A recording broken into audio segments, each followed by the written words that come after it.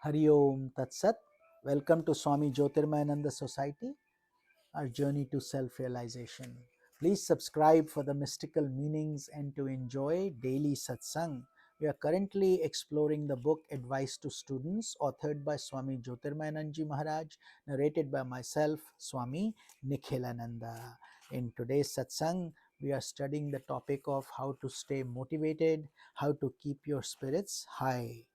If you are a student and you have a term paper due, you cannot allow yourself to linger in dejection and say, until this mood goes, I cannot write, I'm not inspired. Rather, train yourself well, and you will eventually be able to turn in your assignment on time, no matter what. Learn the art of promoting a positive mind by performing good actions, good karmas.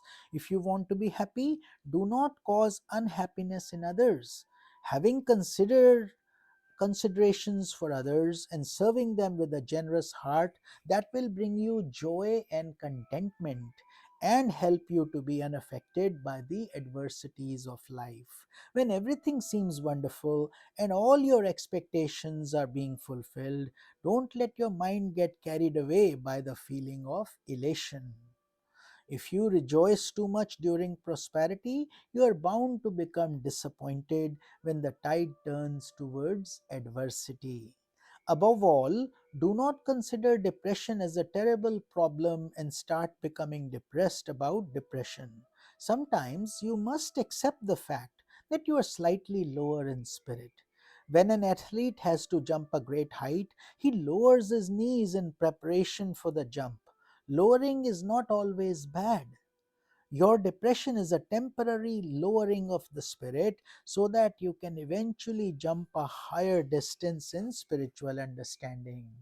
Follow the examples of great men and women and do not allow yourself to become depressed over trifles. Rather, if you must be depressed about the fact that you are still unenlightened, that you have not yet discovered the blissful presence of God within your heart. If depression is due to the soul's longing to understand the profound secrets of life, and because of it you seek the answers that can lead you to the highest goals, then that depression is a great blessing in disguise. This is exemplified by Arjuna's dejection in the first chapter of the Gita. When Lord Krishna sees Arjuna's state, he is delighted because he knows that this discipline is now ready and that this disciple, Arjuna, is strongly capable, wise, and he will introspect. But this disciple is now ready to get the highest teaching. When your depression is based upon a deep urge to confront your illusion, like Arjuna, you become a true aspirant on the spiritual path and gradually discover immense spiritual strength. Once you develop a deep rooted understanding that you are the immortal divine self, embodiment of bliss, you realize how ridiculous it is to enter into a state of dejection even for a moment. It is your birthright to vibrate with strength and courage. Nothing is impossible for you. The spirit that rules the earth and the heavens is the same spirit that lives inside your own heart. So let's move to another important topic that is affecting the society greatly in today's environment is drugs. So don't fall prey to drugs. The message of yoga or Vedanta philosophy is simply do not fall prey to the lure of drugs. Drugs are they may seem to promise you expanding psychedelic experiences or a sense of power and enhanced energy or a feeling of confidence, sociability, and well being, or an escape from the daily problems of life, or just even enhanced concentration. However, all these promises, when viewed in the light of reason, are untrue, they are false. Instead of building your dreams on such empty promises, try to unfold the creative force in your own spirit by discovering your own inherent physical, mental, and intellectual potential.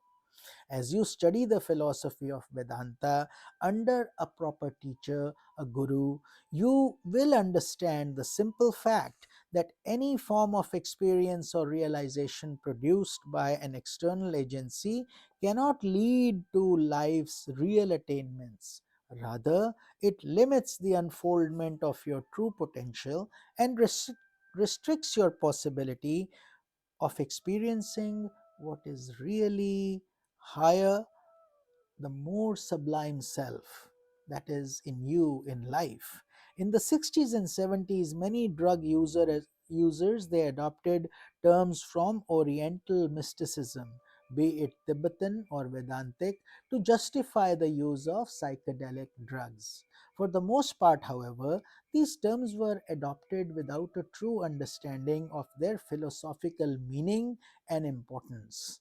Life cannot be lived by empty words, no matter how grand or divine their meanings may be. Deluded by a weak will and a complex mind, many drug users deceive themselves into believing that they are approaching nirvana or liberation, while in actuality, they are moving away from that state of perfection towards its remotest shadows. So, completely opposite. No drug or outward prop can induce the sublime expansion of authentic spiritual experience. You cannot fake it. You have to earn it. You have to work hard for it. And you do it by doing what you are doing right now, investing the time, listening, and practicing it in your daily life. Mental disconnectedness is not superconsciousness. The mind is actually a mystic energy which uses the brain and nervous system as the medium for its functions. The mind can be led to disconnect itself from the nervous system, or it can transcend it through the heights of spiritual consciousness. Although both of these experiences are uniquely different from any known experience in the world, they are radically different from each other. Just as plus 4 and minus 4 are numerically alike, yet totally different in value, so too the sublime experiences acquired through personality integration and meditation are totally different from the experiences revealed under the influence of drugs.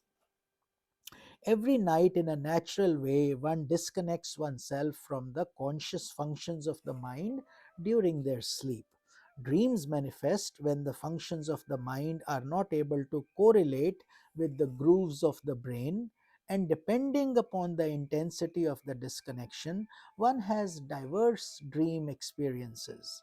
The same phenomenon applies to the experiences artificially produced by psychedelic drugs. When the nervous system is suppressed by the force of a drug, the mind disconnects itself from it, resulting in a psychedelic experience. Lacking true insight, a drug user may consider this form of mental disconnectedness as the culmination of his mystic meditations.